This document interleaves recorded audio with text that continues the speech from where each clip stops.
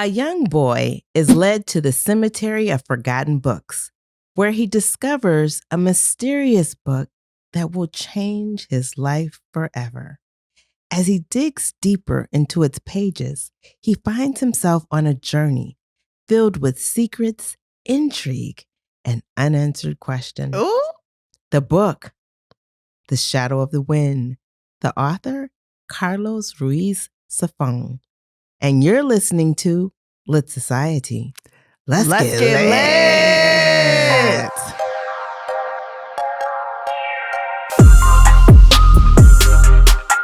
Hi, readers. This is Alexis. And this is Kari. And you're listening to Lit Society, a podcast about books and a little bit of drama. Yup. How you doing, Kari? Good. How you doing? I'm doing all right. Can't complain today. Lovely. That's always great. I'm a little low energy. Okay. But I can't wait to see what you have in store for us. I know it's going to give me the shot of caffeine I need. And listeners, if you're listening at home or wherever you are, if it's early in the morning, you've chosen the right show. Okay. We will not be, I'm so tired. I think we will be, but we're going to work hard for you. And that's the point. That is the point. Okay. Let's get started. Each week we select a theme to discuss inspired by the book that we are reading. Yes. This week's theme, guess what? Give me a drum roll, please. Again. Great. No, fantastic. I definitely have the right mind for that right now. Good. Well, Kari answers the questions in this game. Was the book banned? Was the book banned? Oh, that's interesting. So, the power of forbidden books, that's kind of like a theme throughout this book. Yeah. Where it revolves around the idea of books that are hidden, censored, or even considered dangerous. Or taboo even. Yeah, taboo. So here's a few rules for you. Your goal is to identify the book and the author, which I think you'll be pretty good at doing. Oh, thank you. Then decide whether the book was banned or not. Okay. If the book was banned, I need you to answer the question if it was in the U.S. or some other country. Okay, 2 options. I can work with that. Okay. And what's the prize? You get to say you won. Oh, no, thank you. That you're really smart. So you got to play anyways. No money today. How about sleep? That's what I need right now. Because I'm brokety broke. You go sleep on your own time, okay? No. Okay. No. All right, let's get to it. The name of the game is Was It Banned? Was it banned? Was the book banned? Okay, I'm ready. Was the book banned? Okay. All right. First book. A heartwarming tale of friendship between a clever spider, a humble pig, and a kind-hearted farm girl. Name that book. That's Charlotte's Web by E.B. White. Yeah. Yes, it was not banned. You know, it was so innocent. How could it be banned? So it seems. Oh. Actually, the book was challenged and even banned in some places. The pig done killed the spider. I knew it was intrigue in there somewhere. Can you guess why the book was banned? Yeah, I mean, it touches on death, and that might be considered too sensitive for young readers, too sensitive a subject. Where do you think the book was banned? In the South. In the South. No shade. Okay. All right. Well, let me tell you. Like Oklahoma. Okay. So I got for you in 2006, in Kansas, a group of parents attempted to get the book banned from school libraries, arguing that talking animals was unnatural and blasphemous from a religious perspective. Not blasphemous. Yes. I knew blasphemous. He ain't never brushed his teeth. It was also challenged in England in 2003. Okay. Parts of the UK discouraged using talking animals in children's books because they believed it might confuse young readers about the distinction. Wow. Okay, so is Animal Farm on that list also? I mean, a million books with talking animals, but whatever. There's more. Oh. Virginia in the 1980s challenged the book for depictions of death and morality. Yeah. So, yeah, don't be there you trying to go. be moral in the books. Okay, We'll don't do teach our it. kids what moral is. Fry that bacon. Okay. Another book. Listen carefully. Okay. A deeply moving story of a young Black woman in the American South, told through letters that reveals her struggles, heartbreak, and triumphs. Oh, I want to say The Color Purple, but I don't feel like it's her story in that. Is it The Color Purple by Alice Walker? Oh, okay. I don't think her story was told in it, but maybe. Oh, not Alice Walker, no. No, the protagonist. I feel like her sister's stories in Africa were told. But maybe there's some. Is she writing letters also? You know, I don't even remember. It's been so long since I read that book. I think in the beginning she wrote, but remember the letters, her sister her letters stopped coming. And remember, she gets that collection of letters and she's like, why did my sister stop writing me? So at some point she did. So her story is played out. We see her story. So there's that. Okay. Question. Was it banned? Was the book banned? Yes. Ooh. Where? The South. No, the answer is the U.S. Oh, the United States. Thank you, because you're getting me in trouble. Okay. And we love you, South. That's where our family's from. Well, mine. Yeah, yours. That's right. But y'all be bad in books. Okay. Now, why do you think it was banned? It was banned for depictions of homosexuality. It was banned for violence against women. It was banned for portraying Africa.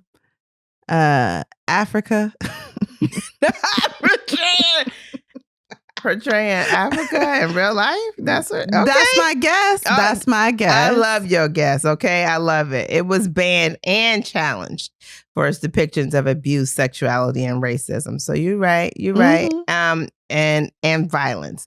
And you're right. It was in the South, but I told you. In the South, in various states, in Texas, Florida, North Carolina, in 1984, it was removed from a high school in Oakland, California. And it was also banned. Okay. Also banned in Texas prisons.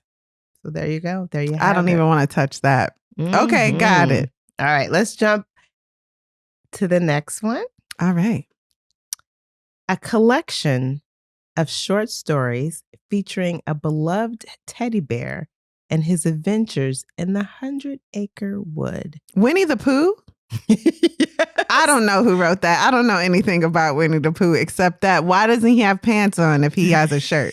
That's why it should be banned. Ban it. Yes, it was banned for immoral bears. Luring children into the woods. Okay, so immoral bears, you're going to say yes. Where was it banned? Where was it banned? The United States. Oh. And England, propriety. Ooh. They love propriety. Okay, so the writer is A.A. Milne. Sure. Never heard of it. Of them, I should say. It's just one person. And one person. Okay. You said it was banned in the United States. Yes. No, it wasn't banned in the United States. But you're right on why it was banned. And that is because he doesn't wear pants. Yeah, it's weird. Also, don't let your kid come on. He has a shirt on.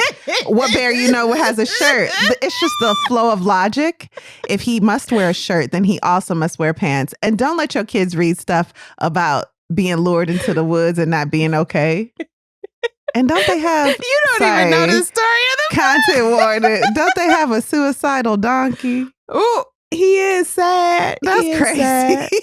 No. Set it ablaze. Burn it in the city square. So Poland banned it in 2014. Good job, Poland. Yeah. Y'all was on the ball. Because he doesn't wear pants. Yeah. He's weird. considered half naked and had dubious sexuality. Yeah, he do. And he on drugs. Because what's in that honey? And why he want it so bad? This is obviously a crackhead in the woods. Wow. There wasn't a nationwide ban, but there was a local controversy. It was also banned in Russia. Anti-government memes. Хорошо, очень хорошо. Mm-hmm. And then the Russian government cracked down on images of poo being compared to President Vladimir Putin. We got nothing to say about it. We have nothing to say. And China. But if you have the side-by-sides, in China, ask us at litsocietypod.com. In China, okay? In 2017, it was censored online, but not officially banned. They blocked images of Winnie the Pooh and mentions of Winnie the Pooh because he was mocking the president. So, yeah. Well, I'm sure there's a large audience of readers who love that story, who grew up with it. Absolutely. I'm sure the fan base is called something like the Poo-Poos. So if you use a Poo-Poo, Did you make that up? Tell us why you love it, whatever. My sister is a fan of Tigger. Well, she used to be. I don't know if she still is. I remember that. She had Tigger everything. Yeah, she had Tigger everything. So that's what I remember. Why was half the neighborhood named Pooh Bear? You remember that? Yeah, that was the era. That's a thing. Everyone was named Pooh Bear. I have a friend now who has a nephew named Pooh Bear. Yeah, you do. I don't know why. Oh, I think a couple of them because you're talking about 5 somebody Pooh else. Bears. That's a thing. Yeah, the neighborhoods were riddled with Pooh Bears. Pooh Bear. Anybody in your family? And some of them were crackheads. And I'm not judging. I don't judge. Don't ask about my family. What are you implying? Move on. Next book. Okay, the next book. Yeah. A fantasy novel where a young girl falls into a bizarre world filled with talking animals. That's Alice in Wonderland. Bannon, you and I talked about this. I'm sorry. This is Lewis. We didn't like the way the story came about with him spending long hours with children. Yeah. The book is foolishness. Yes, it should be banned. Right now, to this day. I mean, it hurt me to read it. I felt like I lost all the brain cells I had remaining. And so, yeah, yes, banned, should be banned, justified. Okay. Where was it banned? All over the world. No, it was banned in the U.S. The UK gonna stand by it because they adjacent to its creation. But the U.S., I'm sure, banned it. They stuck beside him. This show man right here sending a little girl to the Mad Hatters with the what was they on, Mercury or something, or some drugs. This show man right here writing this. I don't know. On the gondola with the kid by himself. That's him. So You like that? I'ma stick beside him. That's him. That's beside him.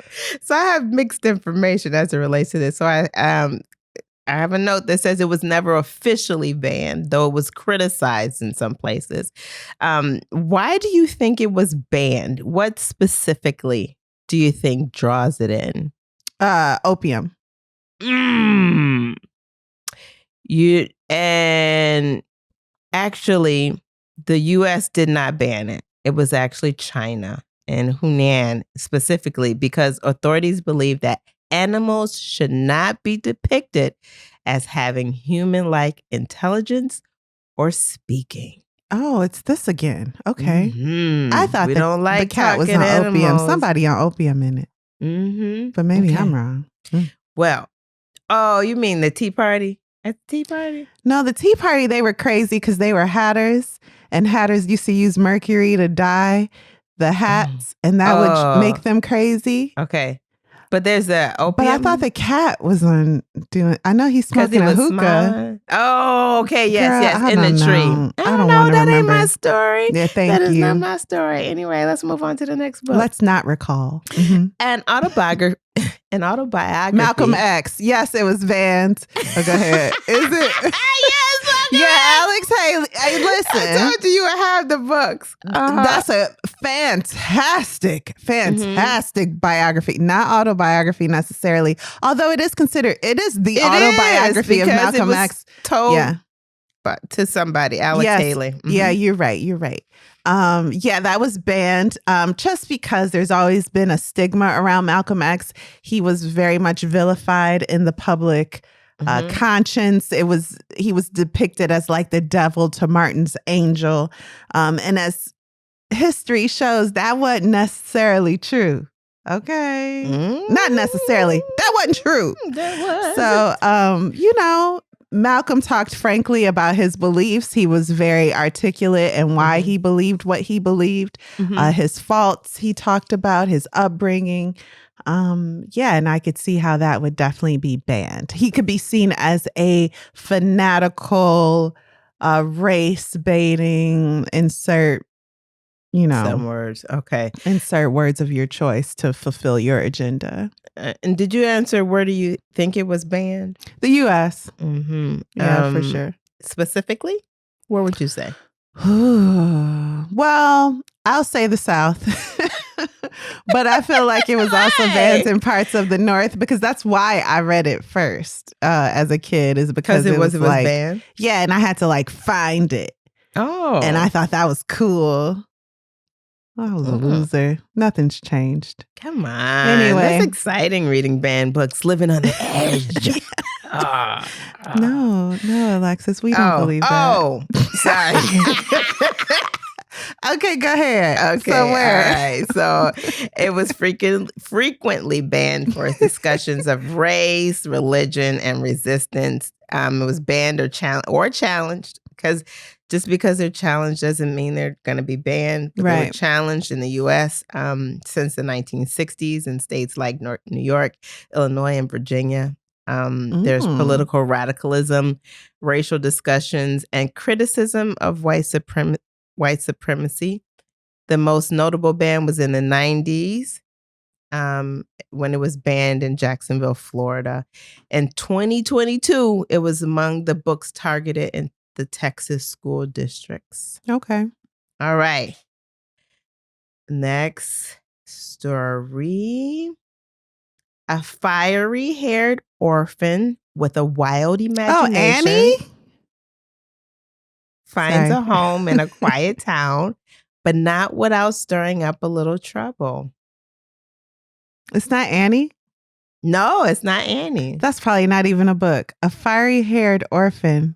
Is it like Charles Dickens? Oh, no. Fiery-haired orphan. Mm-hmm. No, I don't know. Anne of Green Gables. I thought you knew Anne never of Green was Gables. A fan. I didn't. But you read it. No. Oh, okay. I only discovered it was a thing. I asked a friend, like, you see that Netflix show, Anne with an E?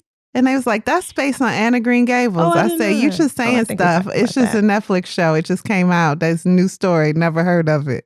So I didn't know the story of Anne of Green about Gables. the books. No. Okay. It was a friend back in the day that invited us over their house to watch Anne of Green Gables because they thought she said she reminded her of my daughter. Okay. Like precocious. That's what she means. That's nice. Okay, so no, Anne of Green Gables was never officially banned.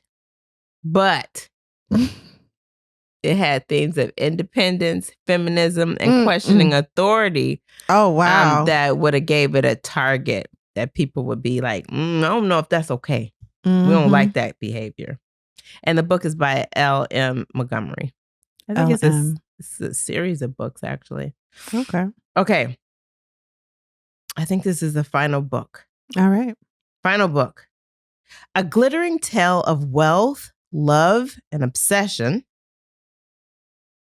I'm just give you some space to guess. Yeah, why are you looking at me like that? Because you've been interrupting all my descriptions. So here's your chance. Ooh, that's all I'm going to say. Me.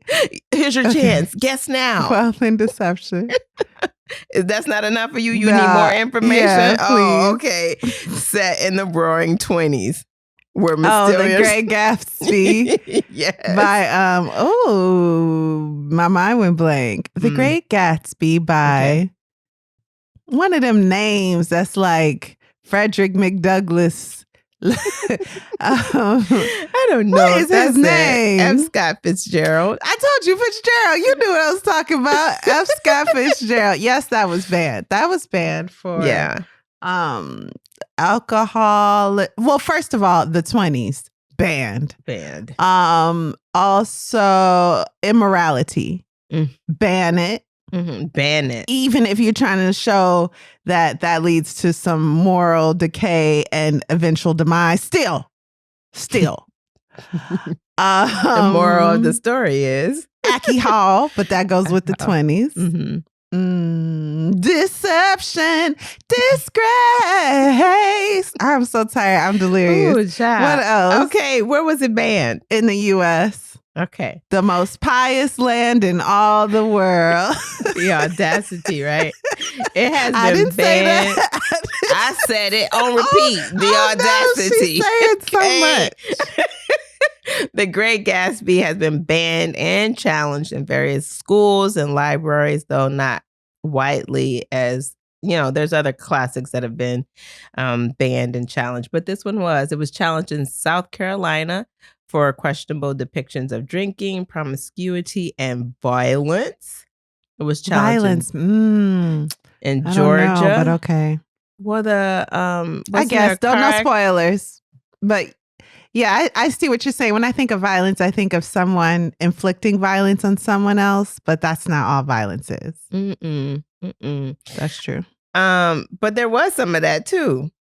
Yeah, I don't remember that. Yeah. Maybe a punch. I don't remember a punch. Some of that.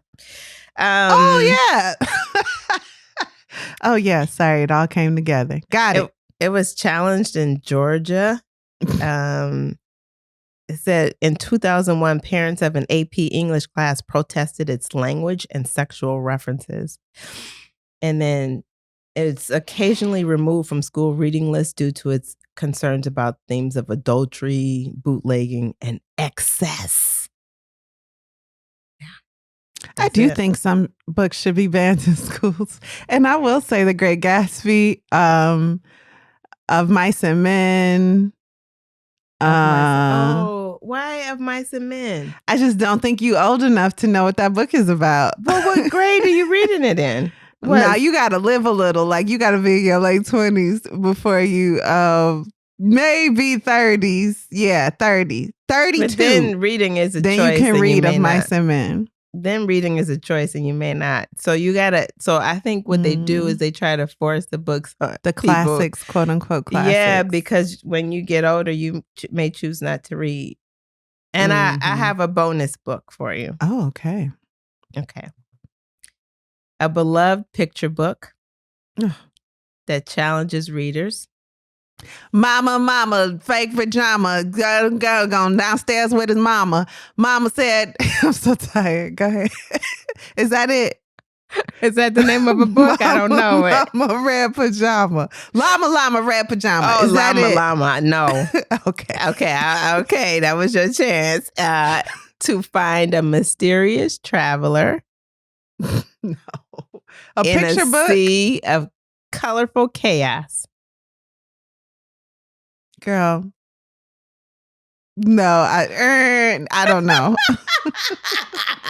Where's Waldo? All right. And on that note, you ready to take a break? Oh, I'm not even the host. This is it. Where's Waldo? Okay. And I only recently heard about this. Why do you think it was banned, Kari? You're going to answer. Made kids' eyes crossed. And then they would have to get glasses and can't nobody afford that. And where was it banned? The United States. Because we do stuff. Here's why. It was banned or challenged in the United States multiple times, starting in the early 1990s. Here's why. Because one edition has a picture of a woman that's barely visible, and she is sunbathing topless. I have that one. I remember Do that you one. really? Yeah, my mom probably threw it away just because she threw all my books away because she's heartless. But yeah, I remember that. I don't think that's even the only one. It was on a beach. Yeah, you don't. On the beach. So you see her back, and she's like sitting up in the sand, but you just see her back, and it's like, yeah. Well, they said she was topless. So now that we have the banned books, challenge books on our list, there we go. That brings us to the end. And I can give you a partial prize of being a winner. You did it. You did a good job. You named most of the books. Well, thanks. Here's some applause for you, okay? Yay. And let's take a quick break. All right, let's do it. Hi, I'm Kari, co-host of the Lit Society podcast and avid reader just like you. And this week's episode is brought to you by our 2025 Lit Society Reading Journal. It's amazing, you guys. Let's talk about it. Sometimes I find it hard to remember my favorite quotes or plot points after finishing a book. So I wanted a journal to help me with that. And I wanted it to not just be functional, but to also be fun, contain interactive elements, and motivate me to read more and better. I couldn't find one, and so I created that exact journal just for you and me. The 2025 Lit Society Reading Journal is the best journal for any reader or wannabe reader. This isn't some downloadable cookie cutter PDF. It is a custom journal I created page by page. Use it to track books you're reading in real time.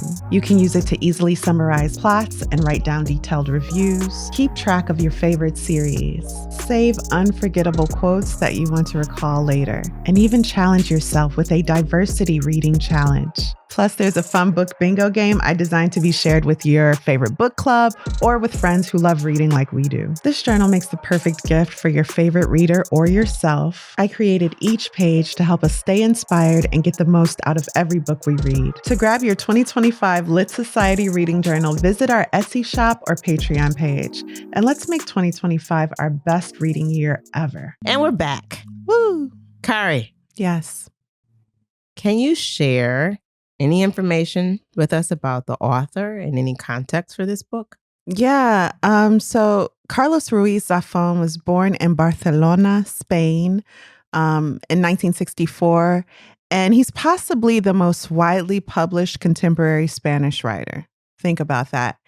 Off the back of one book. Mm. He has others, but this is the book in his bibliography. His grandparents were, what do you think? Like scholars, writers themselves? Oh. No. His grandparents worked in a factory. His father sold insurance, and he began in advertising. I'm inspired.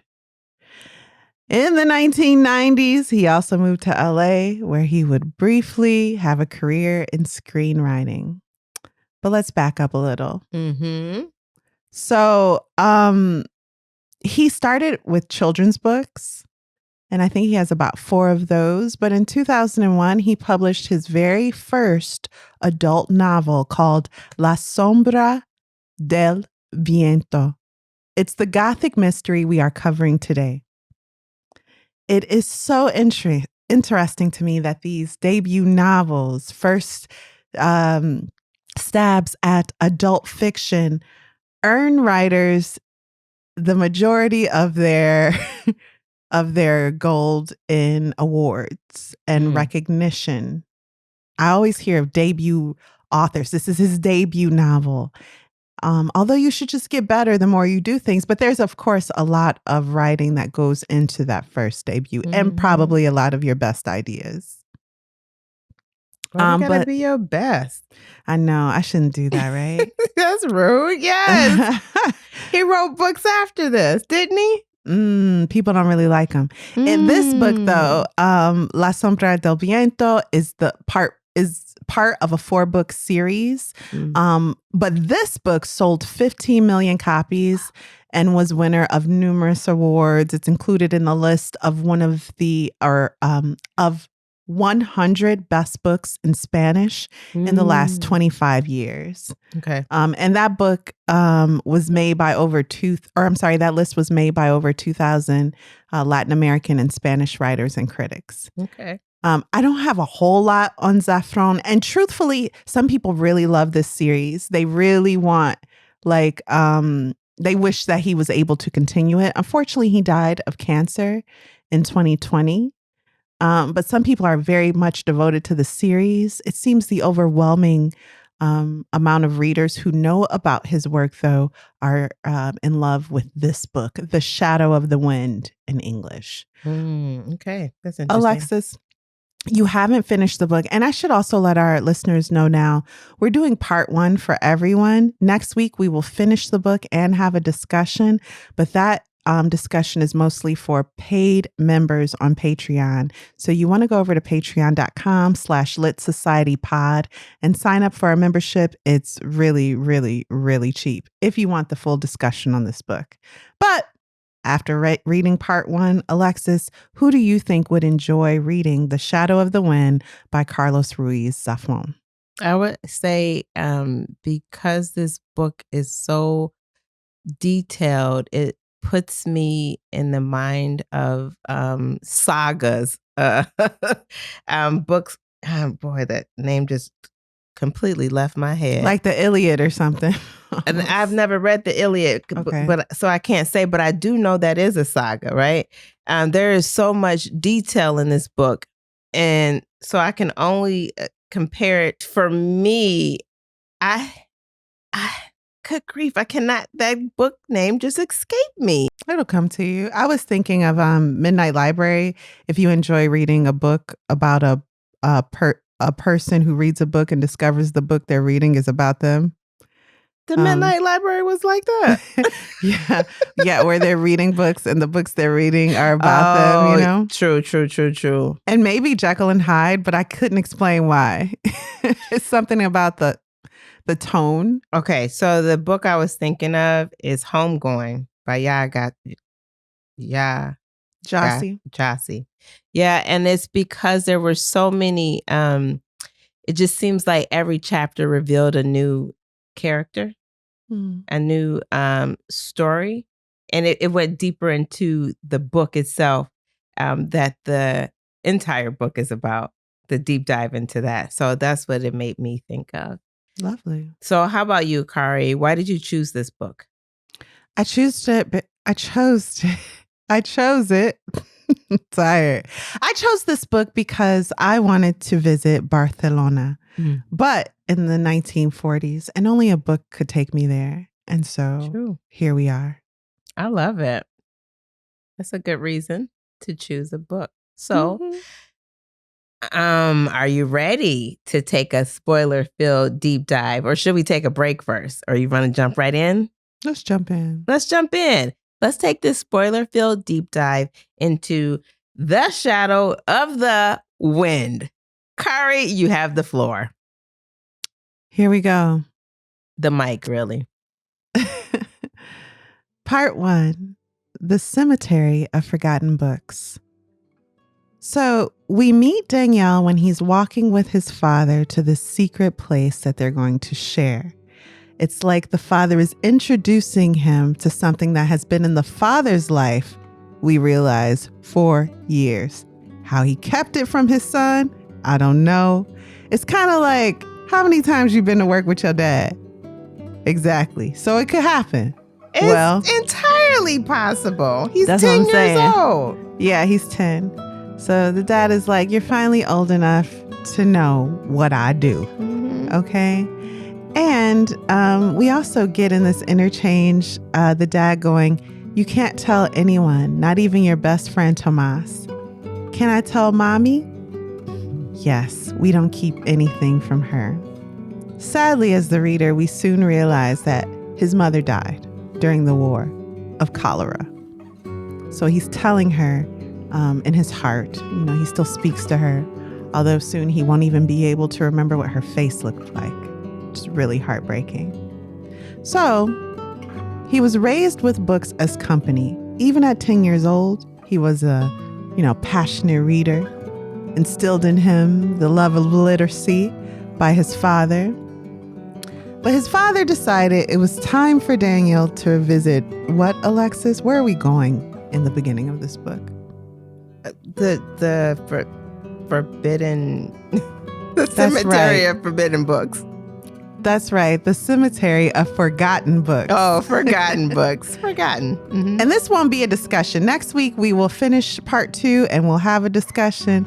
But this is going to be an old school lit society where we're just talking about the plot. Okay, let's hear it. So, the first time someone visits the cemetery of forgotten books, they're allowed to take one book home. Daniel chooses the book he will adopt, or should he say that will adopt him. He takes it home. He finds it's a tale of a man who never knew his father, but whose identity was told to him by his mother on her deathbed. The protagonist of the book then finds himself in an adventure full of lost love and mystery. The plot was like a gallery of mirrors splitting into fractions. He reads the entire book in one sitting till the sun comes up. I love that feeling. Wow. Yes. Have you done that before?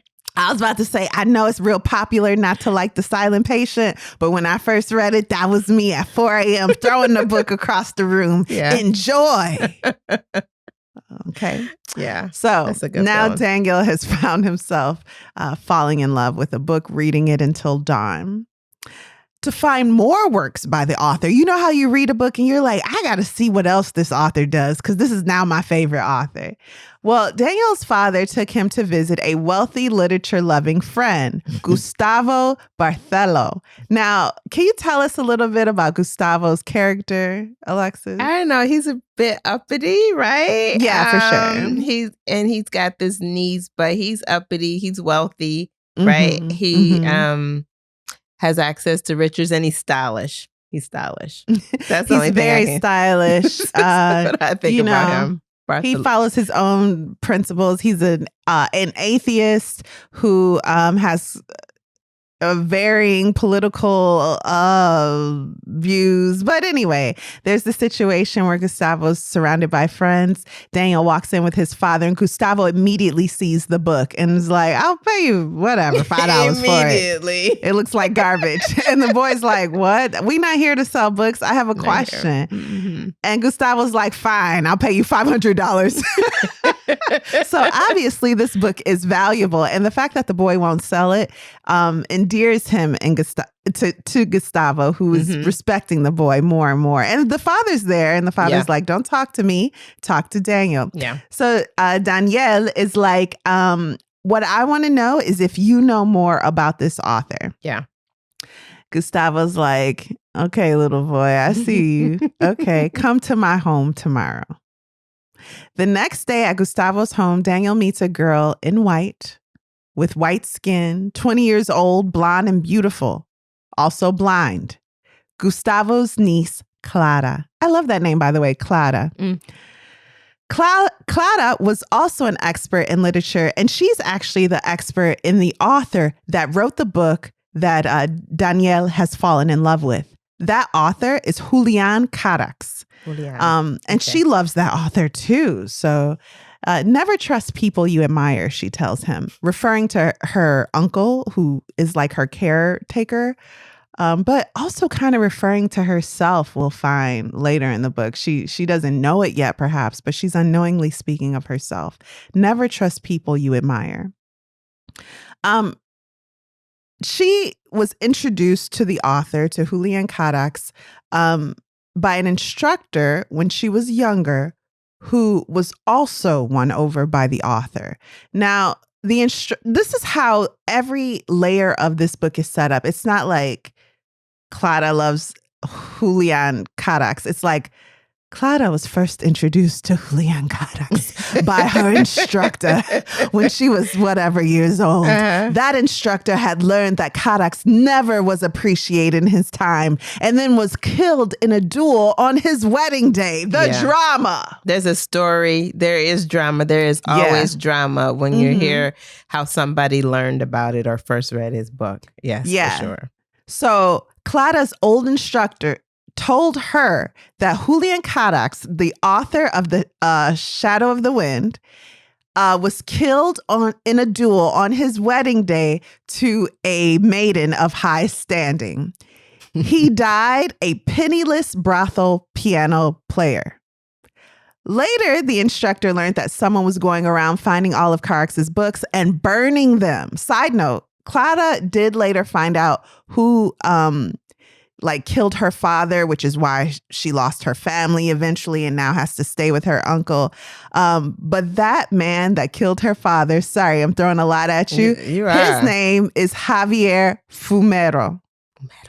Mm-hmm. Okay? Okay. And he's now a member of the chief of police or of the police force. Yeah. He's chief inspector. Yep. Chief inspector. Something inspector, something. So Danielle has just entered Gustavo's home. Gustavo, I didn't mention it, but it took the shadow of the wind, went into another room, and now we think he's drawing in it.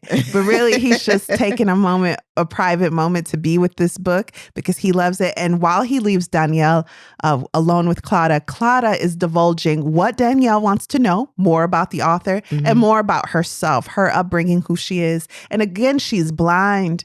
So Danielle is free to just stare at her because he's falling in love with her. He's a little kid. Yeah. She's like 19. She's 20. I'm sorry. She's 20. Mm-hmm. And he's falling in love with her the more she talks. So eventually Gustavo comes out and is like, check that book. Make sure I didn't switch it for a fake. And Danielle's like, no, I trust you. And Gustavo's like, in this business, the book business, trust no one. So people are constantly telling him not to trust people. Mm-hmm. Danielle blurts out, Clara, I'll come here and read to you every day if you want.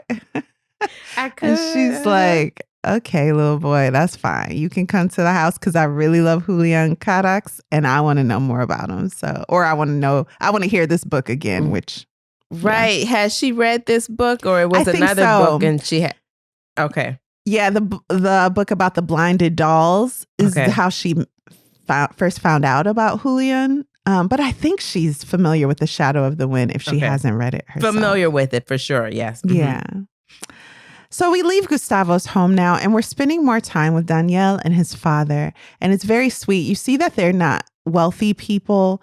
They constantly miss the mother of the home, who Danielle's father was in love with madly, and who made Danielle's father promise never to tell her son about the war. Although the war didn't necessarily take her life, cholera did. But a lot of that disease and pain were just side effects of war. Mm-hmm. There's a moment when they walk into a pawn shop or a secondhand store and there's a pen there and the salesman is slyly trying to get the father to buy it. And the son, Daniel, is falling in love with the pen. He's told, that's Hugo's pen. That's right. Victor Hugo. And the father's like, okay, well, you know what? Once you write your first book, I'll buy that pen for you. It's just a little side note, whatever. So anyway, Daniel, even at his young age, although he has just read The Shadow of the Wind, which is full of mystery and intrigue. In a night. Mm-hmm. He soon suspects a figure is following him, hiding in the shadows of the street. A similar situation to what happened in the book. Okay. Mm-hmm. He brings it up to Clara. Oh, actually, I don't even think he did, but on one of his visits to Clara's home, Gustavo's home, to read to Clara brings up that a man is following her on the street. And Danielle deduces it's the same man. Mm-hmm.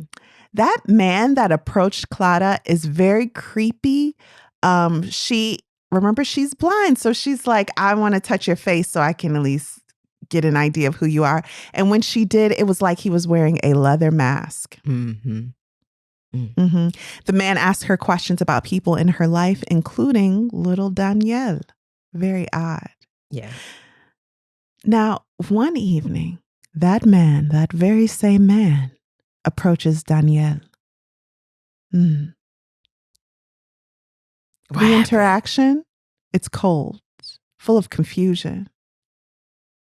Danielle says, I don't have the shadow of the wind if that's what you're looking for. That's right. This figure that's following him is looking for the book. Now, you might remember that Clara's instructor told her that he had found out all those years ago that somebody was going around collecting Julian Carax's works and burning them. Is this the same man? Indeed. Has he learned that Danielle has the book? And now he wants that book to burn it. This is stuff you would not care about normally. A man is following you to burn a book. Give him the book so he'll leave you alone. But it is written in a way where you are realizing Daniel is a boy, but he is a boy of principle. He's going to be a strong man. You are putting your trust in the protagonist, Daniel. He said, this book is mine. My father allowed me to take it from the Cemetery of Forgotten Books, and that came with an oath. So ain't nobody getting this book except Clara, because she fine. Okay. And I got a crush on her. So anyway, the figure is like, give me the book. And Daniel answers correctly, I don't have the book, because he gave it to Clara, which his father is like, you stupid little boy. But, why would you not give in her a mean book? way. But I told you, he talked about the importance of selecting a book, and that's your book forever. And he has, in his father's mind, frivolously given it away to somebody. To a girl that everyone realizes Danielle is in love with, that's way too old for him, and that is maybe playing with him a little bit just for the attention, and so that he'll read this book to her. Right. So anyway, the figure, the leather-faced figure, leaves Danielle and decides to come back at a better time, when he can get his way, when he can get that book.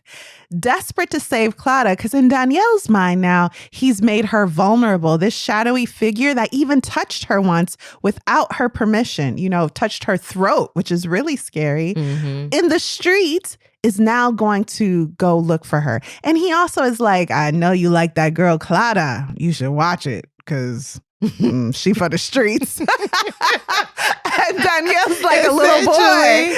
Well, at this point, he's 16. He's 16 at this point. I don't know if he's 16 yet. It's his 16th birthday. No, not yet. When he gets charged up. No, so that not yet, because he's actually 14 when he get charged up, and this ain't even that yet. Okay. This is the summer before, so I think he's 13. Okay. And people talking to him a little bold for him to be a little kid. Okay. But I digress. Okay. So, desperate to save Clara, Danielle, you are correct, goes to the home of Clara to retrieve the book. And this is on his birthday. You are saying it is 16. I wrote 14. Maybe it's 16. He was 16. Okay. Well, listen. What does he find when he enters Gustavo's home looking for Clara? He get the book, and then he sees Clara in bed with her music teacher. Ooh. And he is heartbroken, devastated, and confused. Mm-hmm. He runs out. The music teacher runs after him and does what? Crazy. He beat the little kid up. Mind you, he is a 16-year-old boy, and he beats him up. You're like, don't you ever kick him, punch him. And the kid, Danielle didn't do anything. He didn't do anything. He was looking, and he got caught looking. So maybe that was enough to be He was shocked, getting his heart broken. Like, how you doing that with my girl? How dare you? And what are you even doing? And what? And Danielle had a key to the house because he used to hang out with Clara and Gustavo. The family all the time. And he beat him up, and he took the key from him. So this is Danielle's first heartbreak. On his way to Clara's house, by the way, there was a beggar that, said something to Danielle, and Danielle was like, pish posh, I'm going to see my girlfriend. So now that he's on the street with a bloody mouth, that's right. He was actually beat up by a grown man. That's what happens, Alexis? This book should be banned. It should ban it. And it's got blindness. Mm-hmm. I don't know. Is that bannable? You know how they do. Oh my girl. True story. Right. Anyway. So with a bloody mouth, he immediately meets this kind, loquacious beggar again. That beggar is the most colorful character in the book going forward. His name, Fermán Romero de Torres. Danielle takes the wine offered by the man, even though he's just a kid, before heading to the Cemetery of Forgotten Books to hide the shadow of the wind. So he's now in one night met his first heartbreak. He's met this figure that has scared him more than he's ever been scared. He's retrieved his book, this book that he was never to give anyone. And he says, I now know that the world is full of pain. It is full of violence, and I will protect this book. Mm-hmm. And so he does that. He like marks the walls so that he'll find the book again if ever he needs to. But it is now hidden back where he got it from in the first place. The cemetery of forgotten books. That's it. He marks the path to that place. Now, his father's business partner, opens the door for him. His name is Isaac. And I just want to tell you a little bit about Isaac. Listen, he is a man that you would be like, Isaac, can you pass the ketchup? And he'd be like, my dear, this ketchup is from tomatoes of 19. You'd be like, I just want the ketchup. But it's okay. He's very, very interesting. And he knows the author Carax. What? Does everyone know this author that no one should know? Yes. So this is an author that is widely believed to be unknown. Died in poverty. However, it seems everyone interested know him. Everybody because his writing is that good. Mm-hmm. Isaac knows him because he knows that there was a businessman a long time ago who worked for a publishing house, and he would go and scout these books. He found works by Carax, fell in love with the author, realized no one was appreciating him. I think he like bought up a bunch of Carax's works, was selling it, losing money from dealing with Carax's works, but was so devoted to the author. He died. His sons took over the business. One day a man calls, and that man wants to know if they have any books by Carax. Now, the sons are all silly, not serious people, and they're not good at business. But the secretary heard this conversation and saved one book. That book was what, Alexis? The Shadow of the Wind. And that's how it got to the cemetery of forgotten books. Whenever a bookstore closes or there's, controversy like this and books must be saved, they wind up in the cemetery of forgotten books. And that's the story of how that book got there. Now, Isaac knows this firsthand because that secretary was who? His daughter. Yeah, his daughter. Yeah. His daughter. I don't know if we know her name yet. We might. We do. We just don't find out till later. I remember it now. Okay. So in Isaac's mind, his daughter was even in love with the author himself because she would talk to him directly for the original owner of the business. Mm-hmm. And in Isaac's mind, they had this passionate affair before she got married. She didn't even tell her father she got married. They don't have a great relationship. He's like, one day I'll be a grandfather and I'll hear about it on the street. But I think she was in love with Julian Carax, and she married someone else who was just a safer choice, or he broke her heart. Yeah. Okay. So that's that. Part 2, The Beggar and the Bookstore. Daniel and his father are good people. And when Daniel meets Fernand on the street, that beggar who he met as he had a bloody mouth after getting beat up, he goes back the next day and visits that beggar and said, why don't you come with me? As they're walking, now, again, the beggar's loquacious. So he's already full of stories that he want to get out. Some of them truthful, a lot of them not, but they all entertaining. Uh-huh. But as he's walking with Danielle, he's getting nervous. Like, where is this guy taking me? He talks more and more until they wind up at the home of Danielle and his dad. Yeah. What's his dad's name? Do you remember? No. I don't either. I don't even know if it's mentioned in the book. Yeah, I don't think so. His dad opens the door, looks at Danielle, and looks at Danielle, and he looks at Fernand, and Danielle goes, Fernand, would you like to have a bath and join us for lunch? So they bathe the man who allows himself to be bathed like a baby. His body's full of scars from torture. They give him clothes, which is Danielle's father's clothes. They're like 5 sizes too big on him. He's really thin. And he's so grateful. When they ask him, after they've bathed him, he feels like a new man. And they're about to go to lunch. And then they say, Danielle's dad asks him, would you like to work in the bookstore? Instead of saying thank you, the man bursts into tears. He is so grateful for these two, saviors in his life. Mm-hmm. 2 kind people. Mm-hmm. I should also mention that they find him a place to stay.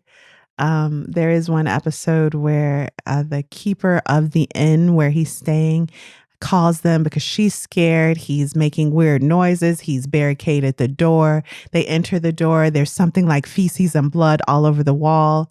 He's having a psychotic episode. Mhm. They call a doctor. The doctor subdues him. They realize it's PTSD from his time being tortured.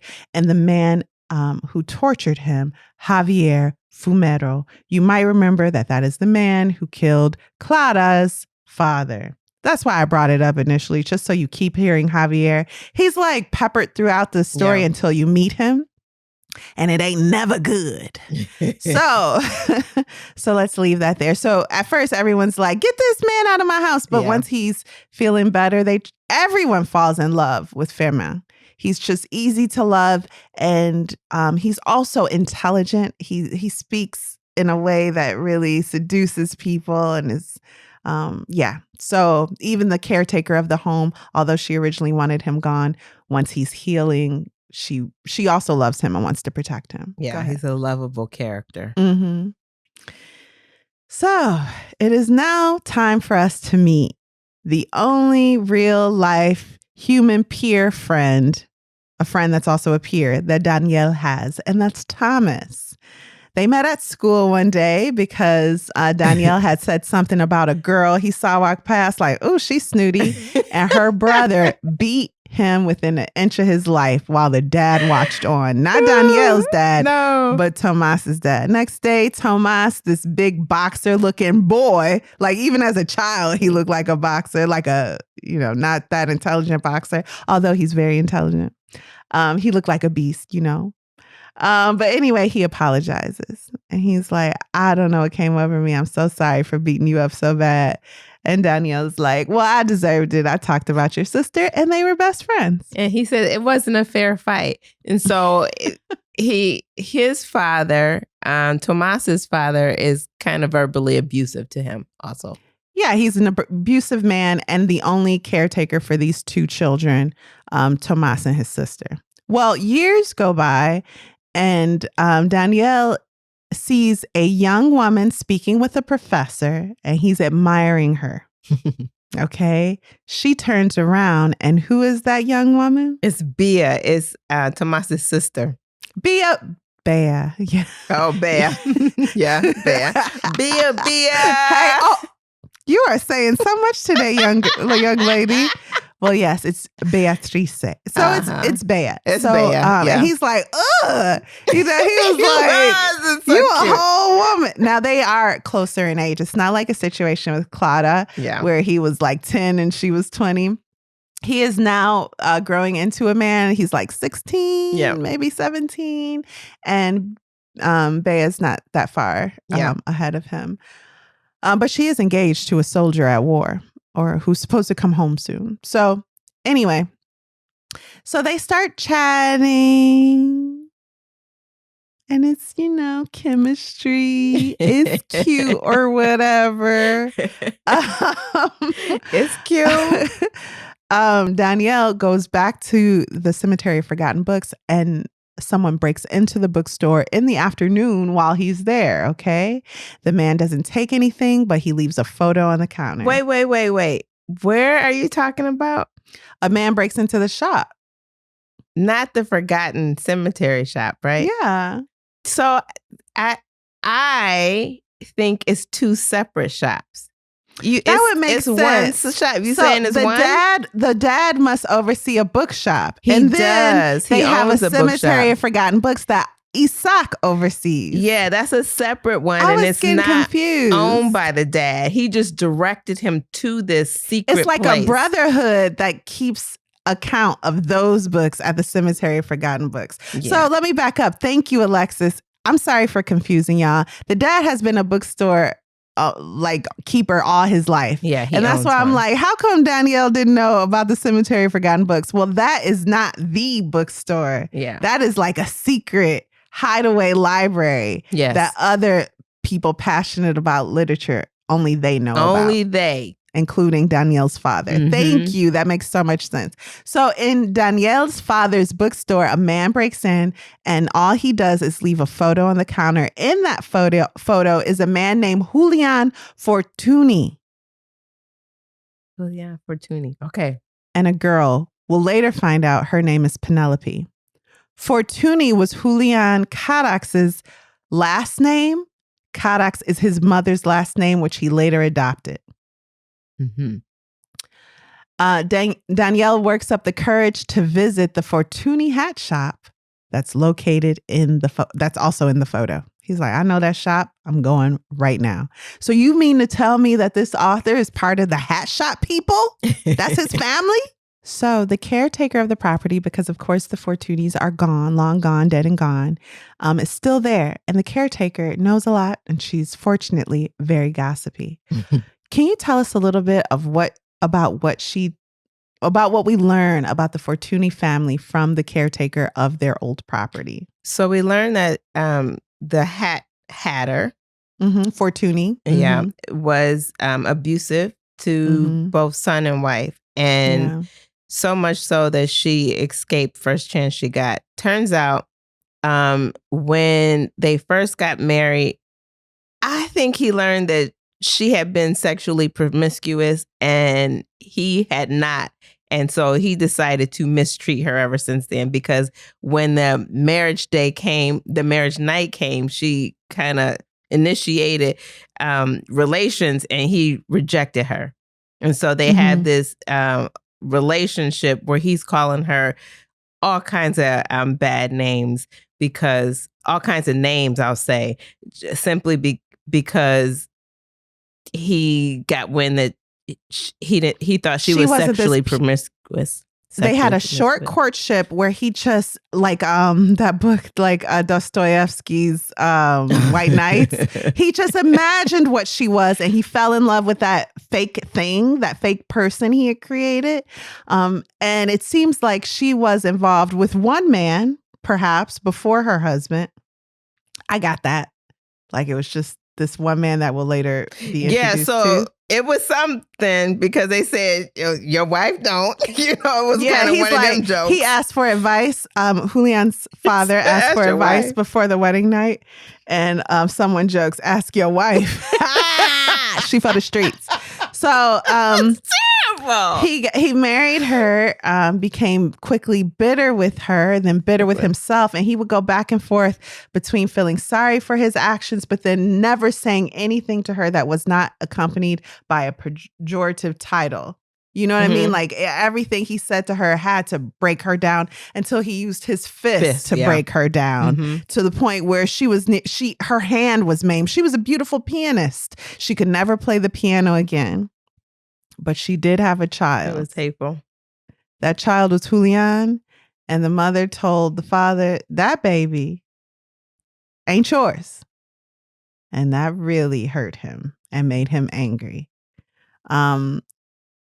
Also, Julian Carax, Julian Fortuny, would also befriend a wealthy family. Now, his father, being in the hat business, wasn't poor at all, but they weren't part of the upper echelon of society. They didn't go to the best schools and run in the best circles.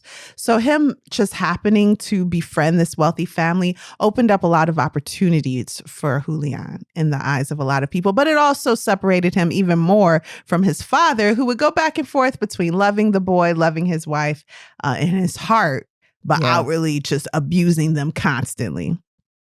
Years ago, an inspector had wanted to go through the home now that everyone was dead and gone. But it's empty, says the caretaker, ever since the abusive father died in there alone. Because the mother, when the boy was old enough to enlist him in the army, was afraid that the father would do that and took him to Buenos Aires.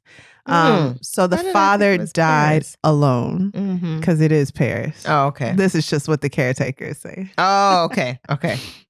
Before he died, a letter for his son arrived, but Julian told her, my son's dead, so throw that letter away. But she didn't, because she nosy and she read it. So when she wasn't looking, Danielle actually steals that letter. Shame on you, Danielle. Oh, you bad boy. We love you. Danielle soon learns that the history of Julian's parents, their marriage, how terrible that was. Danielle gets a visit from the inspector. Who's that inspector? Fetterman. Fumero. Okay. Javier, we're finally meeting him. Okay. He's a terrible man with an evil giggle, and ain't nothing worse than evil people that be giggling. I heard that in the audio. It was terrible. I'm gonna kill you, everybody you know. What? It was so crazy. He tells Danielle, listen, I'm looking for a criminal, and I think you know criminals. It's clear that he's talking about Fermat, but he says, and he ain't the only criminal. There's also someone in here around in the neighborhood who likes to dress and drag, and we're going to make an example out of him. Goodbye. And Danielle is like, I thought I was scared by that Leatherface figure. No, this is the scariest I've ever been. This is scary. He decides not to tell anyone because, of course, that's what the inspector wants is for Fermat to go back into some PTSD-induced episode. And no. He's like, I'm going to keep this to myself. But what I will do is follow up on what Isaac told me a few chapters ago about his daughter having direct correspondence with Julian Cadax. Because my mission, above all, is to know who this author is. I'm intrigued. Right. That's right. Okay, so we're going to leave the inspector and his threats for a second and go to the home of Isaac's daughter. This is a part of the book where the tension is palpable, but only because of the way it's written. So he goes to he sees Isaac's daughter on the bench. He goes to her, lets her know honestly what his purpose is. I just came across this book by Julian Cadax, and I was told by your father that you're the one who brought it to the Cemetery of Forgotten Books. I have to know more. And she goes, we can't talk on the street. We must go to my home. Y'all, it's serious. This book is serious. The Shadow of the Wind is serious. So it sounds like I'm talking about the book we covering, but I'm actually talking about the book in the book. Keep up. Exactly. So she's like, smoking a cigarette. Yes, I knew Julian Cadax. I know my father thought I was in love with him because my father's a silly man. No, I stayed in Julian's apartment just for the cheaps because my employer would not pay for me to have an apartment of my own in Paris. He said he thought it was cheaper. And she's like, Julian went through a lot. She basically repeats everything we already know, but it's entertaining. Because she's saying it in a very femme fatale way. And it does give us confirmation. And the whole time she's talking, Danielle is like, I am drawn to this woman. He done fell in love again. He is constantly falling in love, which this is the age. Yeah, this he's the a young bloom of boy. youth. That's it tracks. So she drops some papers. He picks them up. Their eyes meet, and she goes, "You must go." And so he leaves. Listen. To end the evening, he meets up with Bea. That's right. Girls on the brain. But this is his friend's sister, so he better be careful because Tomas done already kicked his butt once and he ain't never forgot it. It was the biggest butt whipping he ever got in his life. But he's meeting up with Bea in secret and he realizes he's terrified of her and yet drawn to her. Again, she's engaged to a soldier who will soon return home. They walk the street. Danielle's like, you even love that boy? And Bea, with tears in her eyes, are like, you have no right to ask me that. I don't think so. Right. I don't even know what that means. What is love? Baby, don't hurt me. So they're walking the streets. They look real comfortable together. They got history. She must see the book that he won't stop talking about, The Shadow of the Wind. And so they visit the Cemetery of Forgotten Books, go to the secret place where he took it out or where he hid it. And they take it out. And she's like, I'm going to come back here when I want and steal it. He's like, you can't do that. And she's like, I noticed all the notches on the walls and I know how to do that too. And the keeper, Isaac, he likes me more than he likes you, I can tell. And it's something about that, about her brilliance and beauty that made Danielle kiss her. Mm. And he has his first kiss. Mm. While returning home, he thinks how this has been the strangest and most wonderful day of his life. The next day, Tomas comes to Daniel's home in a very dark, melancholy mood. Do you remember why, Alexis? Well, when Bear went home that evening, Late. Yeah, she got in like 4 or something, 4 a.m. Mm-hmm. Or she got in late, and the father just abused her with his words all night. And she wouldn't tell who she was with. So he wanted to know who that was and what was going on. Mm-hmm. And it wasn't good. Yeah, to the point where just to get away from all the hurtful words, Tomas escaped to his friend's home. And Bea locked herself in a room. And the dad's playing like, I forget, like the opera or gospel music. I can't remember, real loud while reading the paper. It's crazy. But little did Tomas know that his friend was the reason for this situation. And to his credit, Danielle tells him, your sister was with me last night. Tomas is like, you got to be kidding me. You got to be kidding me. Didn't I beat you up once for something about my sister? So Tomas just makes it clear. I don't know what you're doing. I don't know what your plans are, but you better not hurt my sister. And this is a kind-hearted young man with a lot of power in his arms. Okay. Mm-hmm. And back. He can throw a punch and catch it. Okay. Mm-hmm. So it's like a little scary. But Danielle can't stop himself. He is drawn to Bea. Later, Firmin brings Danielle to a Catholic school. This is because Danielle had sent him on a mission to find out more things about Julian Carax. Don't forget. I know you forgot what the story's about. It's about finding information on Carax. So that leads them to a Catholic school and to a priest. This priest knows details about Julian Carax and about Jorge Aldaya. Now, Jorge Aldaya is Penelope's brother. Penelope was the girl that we saw in the photo that the man had left when he broke into the bookstore that we found out is not the Cemetery of Forgotten Books. I know you lost. It's okay. It's a lot. So Jorge and Julian were like best buds in school that the priest also went to. That's how we got the priest involved. The priest went to school with these folks. Mm-hmm. And he also says something that's really like, I don't know. He says, I've never had friends like I had in this moment of my life. Mm. Those boys were closer to me than anyone's ever been and probably ever will be. Yeah, that's because you're a priest. It's your choice. Anyway, Aldaya, Jorge Aldaya was wealthy. Remember we said Julian befriended a wealthy family, upper echelon family. Like that's how it happened. They met they met and then the dad arranged for Julian to go to the same school as his son. That son is Jorge. The priest was poor, but in that school, I believe on scholarship somehow. Mm-hmm. And then Julian was in it because he knew the Aldaya. So in that way, the priest and Julian became friends. But Julian was someone that people easily became friends with, like Jorge Aldaya, who Julian gave his friendship to because this wealthy kid was lonely and awkward. And he appreciated all the attention Julian gave him. And they did have a true, sincere friendship. But Julian's best friend, do you remember who that was, Alexis? Miguel? Yeah. Milor? Yeah. Molinar or something. Oh, Molinar, yeah. Mm-hmm. I promise I don't know. But that's the future husband of Nuria Montfort. Mm-hmm. And that's Isaac's daughter. Mm-hmm. Yeah. I know. The details. Mm-hmm.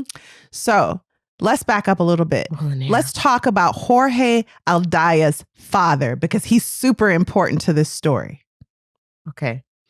Jorge Aldaya, the rich kid, has a wealthy father, of course. Right. That wealthy father bought a hat one day and he's bossing people around in the store. And it was, of course, Julian's father's hat store.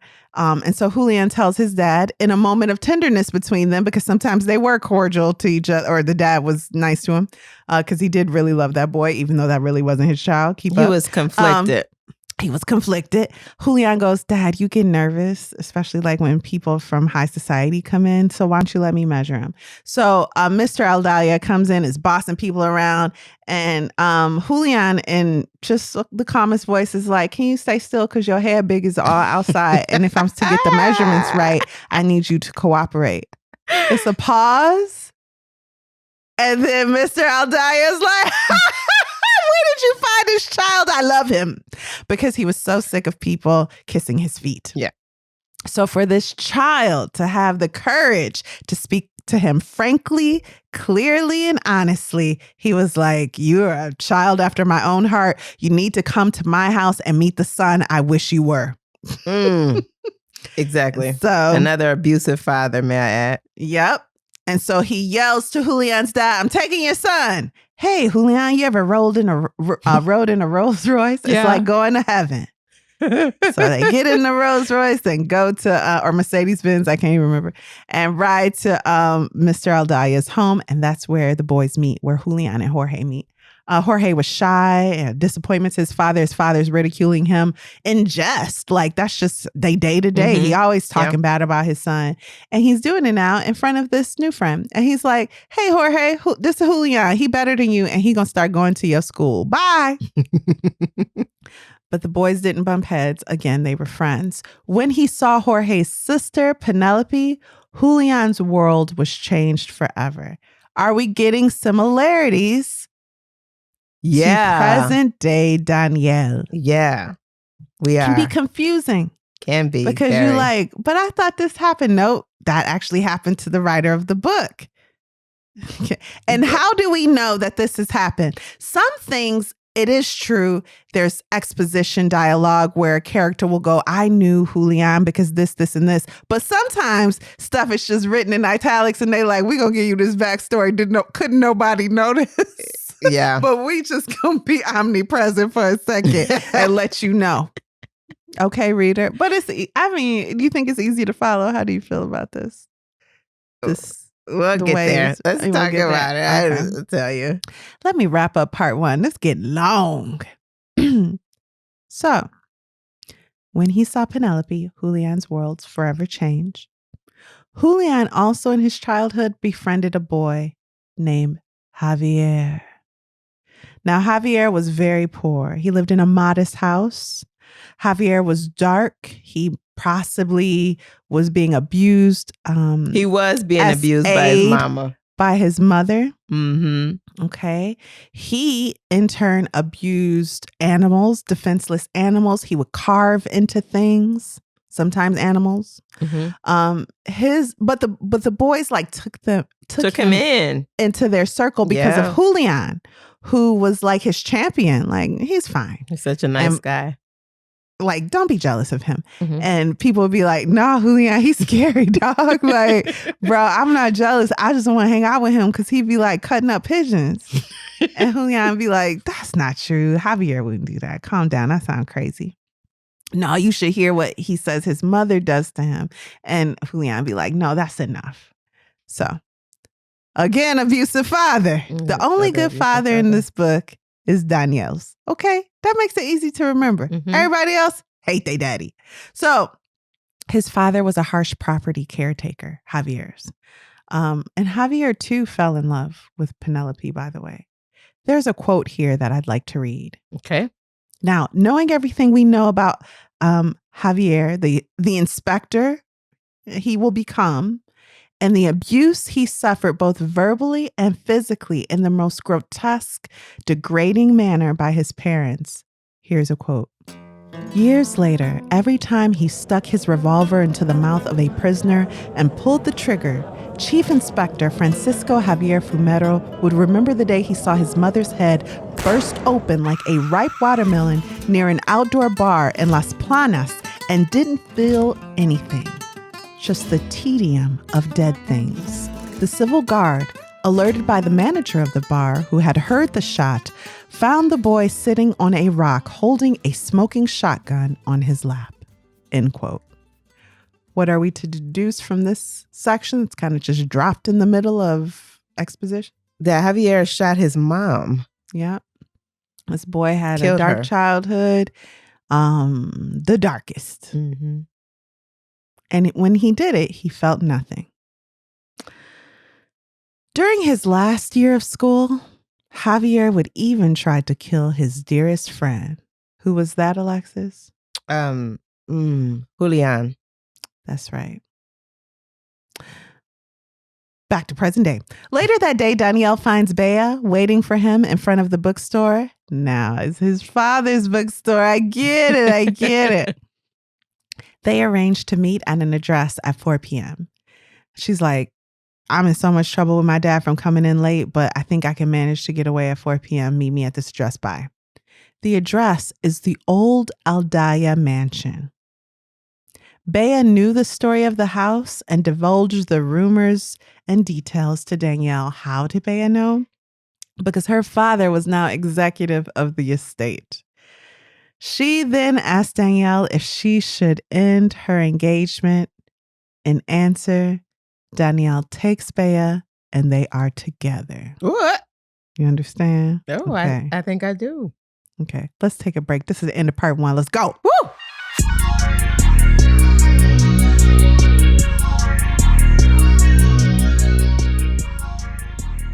And we're back. Alexis, what did you think of part 1 of The Shadow of the Wind? It was a lot of characters. That's what I thought. It's a lot of characters. And it felt like to no end because every page turn felt like one new character was added. So for me, in that way, it was kind of hard to follow.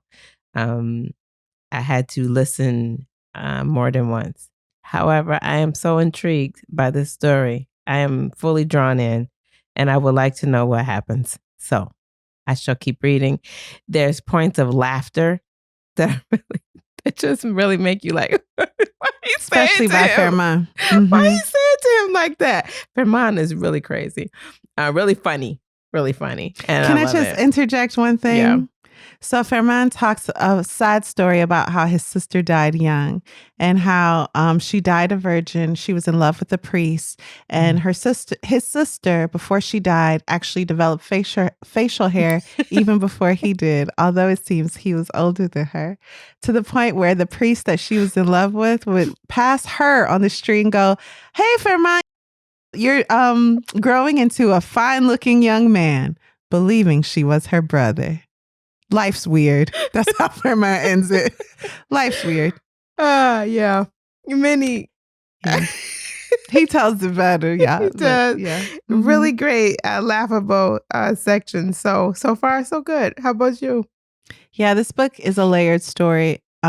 Influenced by his own life, Julian Cadax writes The Shadow of the Wind. And then Danielle finds the book, and that book resembles Danielle's life, and it is like an onion, right? It's like a mirror breaking into facets, like a hall of mirrors. Yeah, for sure. Which is how Danielle describes The Shadow of the Wind in the beginning of the book. But anyway, I will say on my second read now, and with the ebook, it is a lot easier to understand who is who and what is what. Okay, so you got to read it twice. Yeah, but it's very poetic in the way it's written. There's a lot of repetition. So a lot of things happen not out of necessity, but out of art. It's like beautiful to the writer to write it this way now from another character's point of view and to add a little something to the story, to the information we're getting. So I do love that, actually. In another book, this would be redundant. But in this book, I felt like the writing is so a little bit campy. It's a little bit exaggerated. The characters are exaggerated on purpose, obviously. The whole story is exaggerated, as things tend to be in the heart and mind of a teenager. So when Danielle is falling in love with every woman he sees, but then really falling in love with Bea, it feels real. It feels logical. Oh, it does. And just right on point. Mm-hmm. Yeah. But just to emphasize these similarities between the book we're reading, which is The Shadow of the Wind, and the book that Danielle reads by Julian Cadax, which is The Shadow of the Wind. There's a devil in the book that Danielle reads. That devil has the name of someone who in Danielle's world is using that name. And the devil is the inspector who knew Cadax and threatens Danielle, and then falling in love with a friend's brother. That happened to Julian in real life. He put it in The Shadow of the Wind, and now in Danielle's life, that's happening to him. Mm-hmm. Or not a friend's brother, a friend's sister. Right. Falling in love with a friend's sister. And then a deep, desperate love of literature is a thread throughout all of this, because Julian's father, which let's just call him his stepdad at this point, he wants him to follow in the millinery, I think that's the word, business, to make hats. But Julian is like, he wants to be a writer. A great writer? He just has to write. He loves writing. He puts that in The Shadow of the Wind, and that too is Danielle at one point of his life. And by the way, on that 16th birthday where Clara broke his heart, he came home. His dad was worried about him, like, where were you? Mm-hmm. You know, I love you, and I have a gift for you. And Danielle's like, I don't deserve a gift. Open it, his dad says, and it's Victor Hugo's pen. Now, of course, it's probably not Victor Hugo's pen, but it's the fact that his dad saved up and didn't forget. Yeah. And that he has confidence that his son will write something worth writing. So, in conclusion, part 1, I am really loving. And this is a great book to just curl up in the elbow of a couch with some tea and get lost in the words, even if you don't know who's saying them, because there are way too many characters. Exactly. And I love that. I love what you're saying about it. There is a part in the book where Clara describes why she reads. Do you remember that part? Oh. Because she can't read. People have to read to her. Yes. Because she's blind. But there's a reason why. Oh, wow. I'm going to have to think about it. And it was so beautifully Take a second. And I thought I had wrote it down and saved it. Oh, okay. So I think this may be it. So Clara tells Danielle never before. So she finished The Red House, I think it's called, the book that introduced her to Julian Cadax's writings. And she tells Danielle, never before had I felt trapped, seduced, and caught up in a story the way I did with that book. Until then, reading was just a duty, a sort of fine one had to pay teachers and tutors without quite knowing why. I had never known the pleasure of reading, of exploring the recesses of the soul, of letting myself be carried away by imagination, beauty, and the mystery of fiction and language. For me, all those things were born with that novel. Have you ever kissed a girl, Danielle? And then she says, well, you're still very young, but it's that same feeling, the first time spark that you never forget. This is a world of shadows, Danielle, and magic is a rare asset. That book taught me that by reading, I could live more intensely. It could give me back the sight I had lost. For that reason alone, a book that didn't matter to anyone changed my life. Do you see why you must enjoy this book? Yeah, I love that. I love how Alexis, she talks about that. Yeah. Thank you for sharing that. Mm-hmm. Anyway, I guess it's time for us to go. We shall pick up where we left off next week with part 2, right, Kari? Mm-hmm. All right. So, and that is a Patreon member exclusive. So if you want to hear the thrilling ending of The Shadow in the Wind by Carlos Ruiz Zafón, make sure you subscribe to Lit Society Podcast on Patreon. Woohoo! Let's get into it. Thank you for listening to Lit Society. We'll look forward to meeting up with you next week, Thursday. Right? Mm-hmm. Lit Society is brought to you by Alexis Honoria, that's me, and Kari Herrera. Support the cause by leaving a 5-star review for our show on Apple Podcasts, Spotify, and wherever you can leave stars and comments. Leave them, okay? Because we read them and we love to get them. So anybody, write them, okay? If you've enjoyed what you just heard, tell a friend about Lit Society. Visit litsocietypod.com for show notes, this month's book list, and to sign up for our amazing email newsletter. And until then, readers, read something. Read something.